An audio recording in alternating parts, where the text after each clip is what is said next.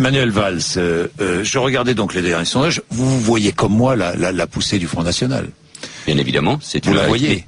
Comment serait-il? Je regardais cette enquête parue hier. Sur les idées. Oui, sur les idées. Intéressante. Vous l'avez vu. Inquiétante, vous voulez dire. Oui, enfin inquiétante, je ne sais pas. Intéressante. Inquiétante, c'est votre jugement. Bien Moi, sûr. Je n'en porte pas. Près d'un tiers des Français adhèrent aux idées du Front National. Est-ce là votre échec?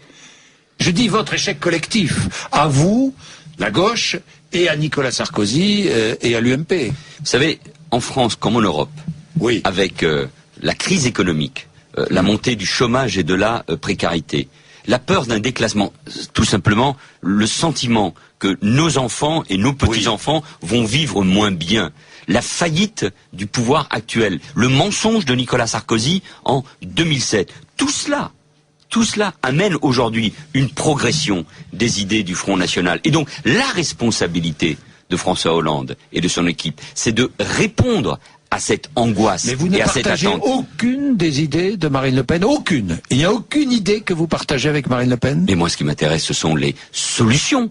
Et il faut les regarder dans cette campagne. Le Front National qui a dévoilé hier son projet, son programme. Augmentation de 200 € net, tous les salaires inférieurs à 1,4 fois. Il faut dire la vérité. C'est ce qu'elle disait chez nous. 10 milliards de recettes proposées par le Front National face à 150 à 200 milliards de dépenses.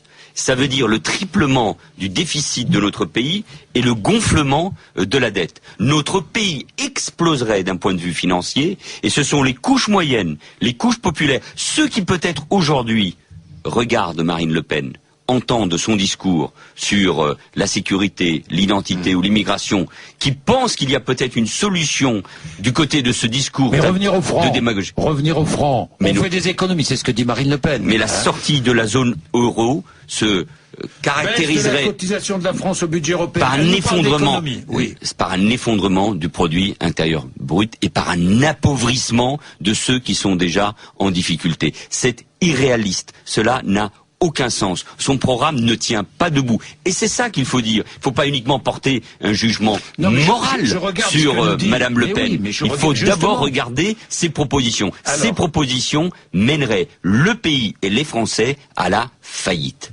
Baisse de la cotisation de la France au budget européen, ça rapporterait 11 milliards. Retour au franc, ça rapporterait 87 milliards. Lutte contre les fraudes sociales et fiscales, 67 milliards. Immigration...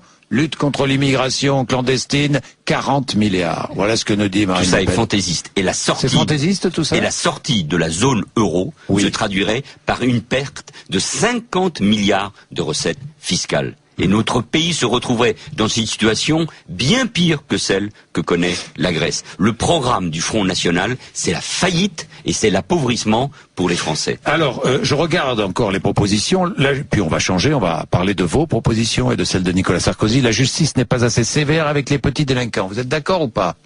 Moi, c'est pas par rapport à Madame Le Pen. Non, mais je vous pose la question. Mais la justice, elle doit être sévère pour tous, pour les puissants comme pour les faibles. Pour ceux qui en ont beaucoup, comme pour ceux qui sont en très grande difficulté. Elle doit être sévère pour tous, avec un sentiment d'égalité. On ne défend pas assez les valeurs traditionnelles en France, vous êtes d'accord ou pas? Jean-Jacques Bourdin. Oui, Manuel Valls. Mais Jean-Jacques Bourdin. Oui. Le débat ne peut pas se résumer à cela. Bon. Moi, je suis là pour porter le projet de François Hollande. Le débat, il n'est pas par rapport à Madame Le Pen, mais puisque ces idées progresse sur fond de crise, encore une fois, économique.